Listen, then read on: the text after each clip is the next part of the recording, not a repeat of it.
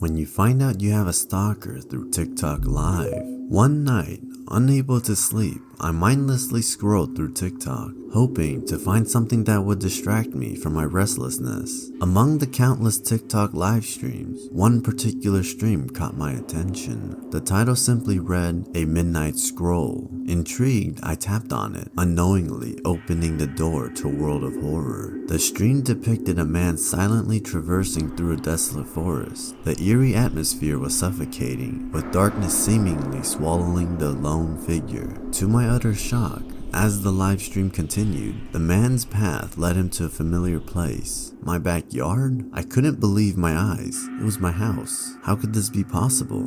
Fear gripped my heart, and I immediately dialed the emergency services, desperately hoping they could provide some answers. The police arrived swiftly, but to my dismay, they found nothing out of the ordinary in the woods. Without any concrete evidence or immediate danger, they dismissed my claims. I figured that this account would probably go live again, and when it does, I'll screen record and get some proof. It took some time, but eventually, the live stream resumed. Unfortunately for me this time. However, it did not reveal my house, just hours of this man walking through the woods at night. Why are people even watching this? I thought to myself. The live stream that night was a bust. This man didn't do anything out of the ordinary besides, being a weirdo walking through the woods at night. I anxiously waited for the live stream to return. After 2 days, the account finally went live again, and this time I was prepared. I started to screen record, determined to capture the proof I so desperately needed. The stream unfolded just as before. The mysterious man paced through the dark woods, his footsteps crunching unsuspecting leaves. The sound of crickets could be distinctly heard. The man emerged from the depths of the forest, his gaze fixed on my house. But this time, something was different. He started moving towards my house, step by step, drawing closer to me. The fear that had gripped me earlier escalated to sheer terror. I knew I had to take action. My fight or flight response activated, and I descended the stairs from my room, making my way to the kitchen window. Never taking my eyes off the live stream, I peered into the darkness, searching for any signs of the man approaching my house. But to my horror, I saw nothing. I looked back down at my phone, then back up to the window, and back down at my phone again. The man was continuing to walking towards my house in the live stream, but I didn't see him in real time. The realization struck me like a lightning bolt. The live stream had a delay. It had to have a stream delay. I watched him approach my back door on my phone. My mind raced as I frantically looked to the left, and noticed my back door was ever so slightly cracked open. As I looked at my phone again, the live stream was off. When a stranger asked me and a friend to drive him into town for baby formula.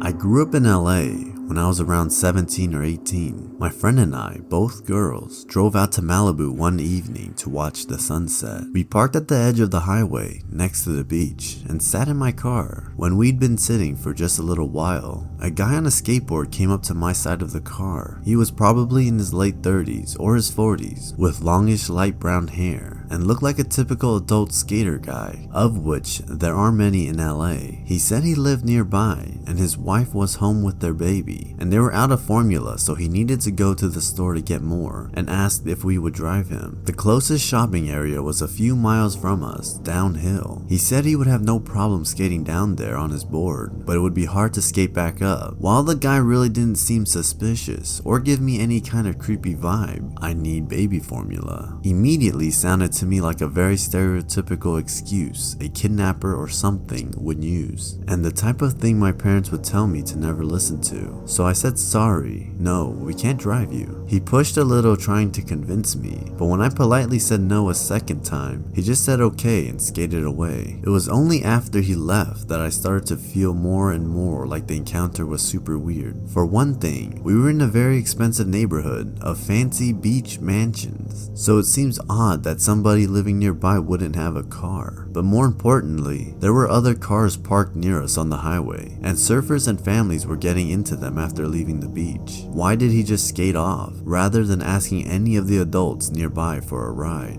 why did he only ask us? It just seems like an adult man should know how to approach another adult for a ride, not teen girls. When there were plenty of cars and people around, he did seem like a totally nice and normal guy, but the fact that he approached us and only us didn't sit right with me. And to this day, years later, I continue to wonder what his deal was and what would have happened if we had given him his ride. Local crackhead encounter. This happened a few days ago. I, as a 23-year-old woman, had just left to go grocery shopping before nightfall. It was supposed to be a quick trip to buy fruits for my following week. After talking to a friend that works in the local grocery store, I checked out with my items and started walking back to my car. I noticed a local crackhead wandering in the parking lot, asking people for money. This isn't the first time the local crackhead has walked up to me and asked for money. However, it was the first time him walking up to me by myself. After living here for a while, I've come to learn the person's name. Let's call him John. John began walking to my car as I was opening up my door to put my groceries in. I quickly told him, "John, I have no spare change or cash to give you." John kept coming towards me to the point that the manager of the grocery store walked out and screamed at him to leave the girls alone. I was not the only lone female out shopping. Other locals began screaming at John to just walk away and go home. I am thankful for the people in the local community and also friends from this area that have warned me before about John, because I was more prepared instead of scared.